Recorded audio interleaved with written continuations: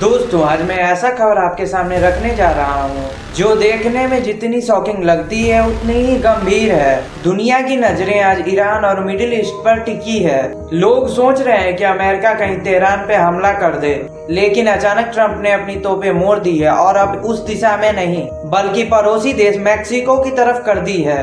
पता नहीं ये डर इतना बड़ा है कि समझना बहुत जरूरी है। तो चलिए बिना किसी देर के बात करते हैं। तो भाई दुनिया सोच रही थी कि अमेरिका ईरान को लेने वाली है, लेकिन टेंशन तेज है। हर चैनल यही दिखा रहा था। लेकिन इसी बीच अचानक अमेरिका ने मैक्सिको से कहा है कि वह अपनी सीमा में अमेरिकी सेना को उतारने की अनुमति दे, क्योंकि ट्रंप प्रशासन का क्लेम है कि मैक्सिको में चल रहे ड्रग्स कार्टेल इतने पावरफुल हो गए हैं कि वहाँ की सरकार और पुलिस उनके सामने बेबस है। और इसका मेडल ट्रंप ने रखा है। फेंटानिल एक सिंथेटिक ओपिएड है जो अमेरिका में महामारी बन चुका है। अब इस चीज को समझना जरूरी है। देखो दोस्तों, फैक्ट तो ये है कि अमेरिका में हर साल 70,000 लोग सिर्फ फेंटानिल ओवरडोज की वजह से मौत होती है। ये हेरोइन से 50 गुना ज्यादा नशीली है। ट्रंप ने पहले ही कहा था वो ड्रग्स के खिलाफ वैसे ही जंग लड़ेगा जैसे वो ISIS के खिलाफ लड़ चुके हैं। अब उनको लग रहा है कि घर के सामने चल रही चीजें देश के लिए सबसे बड़ा खतरा है, और इसीलिए उन्होंने ईरान के बारे में बात करना छोड़ा और उन्होंने नजरें मैक्सिको पर गिरा दी।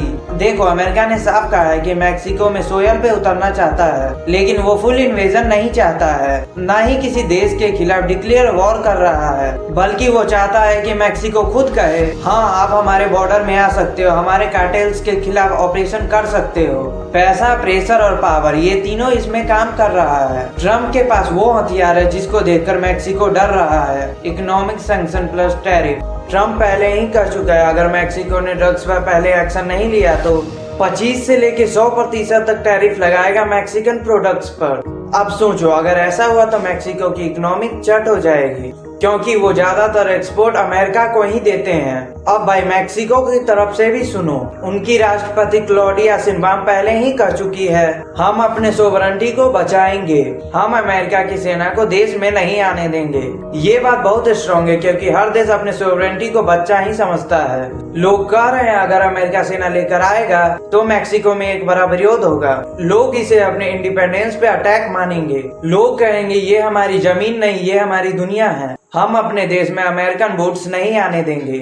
अब आप लोग सोचो, अगर मैक्सिको मना करता है तो ट्रंप उसे टैरिफ से दबा देगा और इकोनॉमिक कोलैप्स हो सकती है। और अगर मैक्सिको हाँ बोलता है तो देश के अंदर प्रोटेस्ट और एंटी गवर्नमेंट मूड बन सकता है। यानी इससे पता चल रहा है कि आगे की परिस्थिति बहुत खराब होने वाली है, और इसका खामियाजा भुगतेगा आम आदमी, मैक्सिको की इकोनॉमी। कुछ एक्सपर्ट्स का कहना है कि ट्रंप पूरी चीजों को ज्वाइंट ऑपरेशन के नाम से पेश करेगा ताकि मैक्सिको की सरकार की भी इज्जत बनी रहे।